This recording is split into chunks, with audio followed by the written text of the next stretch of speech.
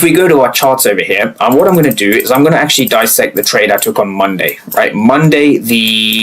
This would be Monday the 18th, okay? So here we are, Monday the 18th. So on Monday the 18th, I had the same process, key level 1, key level 2, key level 3. Again, this is ES futures, right? This trade made $875 US dollars, right? This trade made $875 US dollars. And so this was the actual trade, right? As you can see, right, this is how it played out, right? Using the rules. So I'm going to go through the rules one at a time so that you can understand. Okay, so let's break this down. So 9:30 to 9:45, right, or 14:44 in the UK. Okay, so this is the first 15 minutes. So the first 15 minutes, you're not interested in really doing anything. You're not interested. You are observing the market. Right, so from an order flow perspective, it looked like this. I was observing the market. Okay, so using the execution process, let's see how we can do it. So what the app will force you to do is that the app will force you to type in the opening price. So the opening price on ES was something like this. So this was 9:30. This was the 9:30 candle.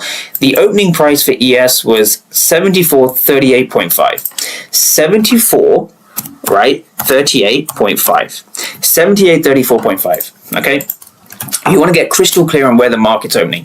The app will give you a suggestion. Price is 74.38.5, sits outside of your high volume area. High volume area we defined as here, okay? Okay, so when it comes to the actual, let's say we're in a high volume area, when it comes to the actual execution, the system will prompt you to wait for 9:45, right? Notice how disciplined I've created the system.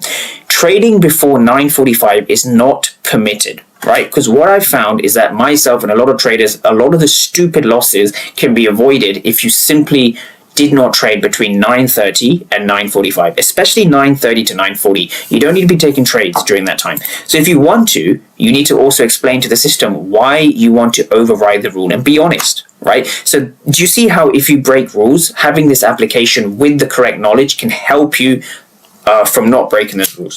So it's just going to force you, let's say cancel, right? You want to wait for 9:45. So let's go back to the top. This is 9:30, right? Let's drag the cursor to 9:45, right? As you can see at the top here, 9:45 Eastern, okay? 9:45. So now we get to 9:45, we can now proceed.